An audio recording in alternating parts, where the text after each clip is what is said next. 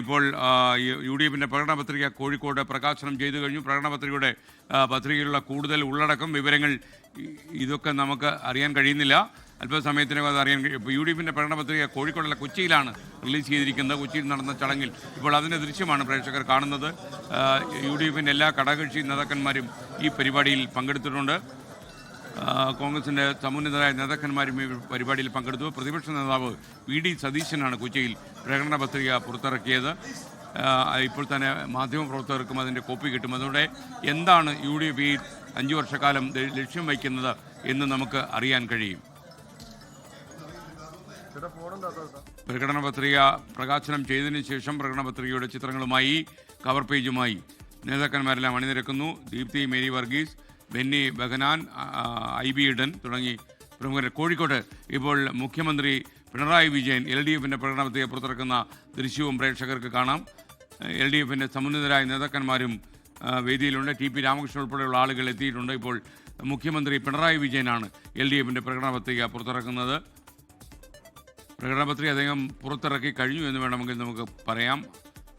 ഇപ്പോൾ പ്രകടന പത്രിക പിടിച്ച് LDFിൻ്റെ ഘടകകക്ഷി നേതാക്കന്മാരെല്ലാം വേദിയിൽ നിൽക്കുന്ന ദൃശ്യമാണ് പ്രേക്ഷകർ കാണുന്നത്. കോഴിക്കോട് നിന്നുള്ള ദൃശ്യമാണ് പ്രേക്ഷകർ കണ്ടത്. പിണറായി വിജയൻ അടുത്ത 5 വർഷക്കാലം 3ാം ഭരണം കിട്ടിയാൽ എന്തായിരിക്കും LDF ഉന്നം വയ്ക്കുക എന്നുള്ള കാര്യങ്ങളെല്ലാം പ്രതിപാദിക്കുന്ന പ്രകടന പത്രിക പുറത്തിറക്കി. ഇപ്പോൾ TP രാമകൃഷ്ണൻ സംസാരിക്കുന്നു, LDF കൺവീനർ. എനിക്ക് തോന്നുന്നു മുഖ്യമന്ത്രി പിണറായി വിജയൻ ഇപ്പോൾ മാധ്യമപ്രവർത്തകരോട് സംസാരിക്കുമെന്നാണ് ഞാൻ മനസ്സിലാക്കുന്നത്. കൊച്ചിയിൽ UDFിൻ്റെ പ്രകടന പത്രികയും കോഴിക്കോട് LDFിൻ്റെ പ്രകടന പത്രികയും പുറത്തിറക്കി കഴിഞ്ഞു. 2 മുന്നണികളുടെയും ഘടകകക്ഷി നേതാക്കന്മാരെല്ലാം സന്നിഹിതരായ സമയത്താണ് ഈ പ്രകടന പത്രിക ഇറക്കിയിരിക്കുന്നത്. ഇപ്പോൾ കോഴിക്കോട്ട് കൊച്ചിയിൽ വി ഡി സതീശൻ പ്രസംഗിക്കുന്നു. തത്സമയം declaring our manifesto, we are very much privileged that our Telangana Devendra Reddy is here, and he is the person, he is the Chief Minister. He is the Chief Minister, implemented the guarantees declared by him within 100 days. I congratulate Mr. Devendra Reddy for implementing the guarantee which the Congress party declared before the election in Telangana. He implemented it within 100 days. We hope that we are also on the same path. നമ്മുടെ രാഹുൽ ഗാന്ധി പുതിയുഗ യാത്രയുടെ സമാപനത്തിൽ പ്രഖ്യാപിച്ച 5 ഗ്യാരണ്ടികൾ നിങ്ങൾക്ക് എല്ലാവർക്കും അറിയാതെ UDF മാനിഫെസ്റ്റോയുടെ ഭാഗമാണ്.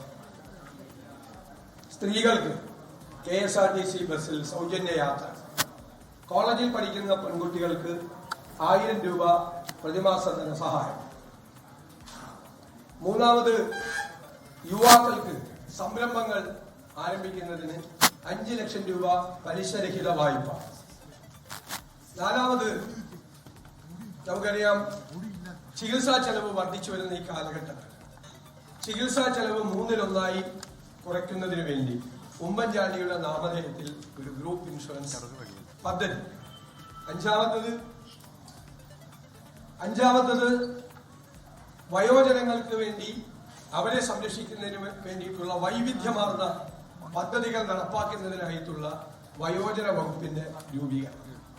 അതുകൂടാതെയുള്ള ഒരു പ്രധാനപ്പെട്ട declaration, ഇപ്പോൾ 2000 രൂപ കൊടുക്കുന്ന സാമൂഹ്യ സുരക്ഷാ പെൻഷൻ 3000 രൂപയായി വർദ്ധിപ്പിക്കുന്നതാണ്. ഈ 5+1 ഗ്യാരണ്ടി 6 ഗ്യാരണ്ടികളാണ് UDF ഇപ്പോൾ മുന്നോട്ട് വയ്ക്കുന്നത്.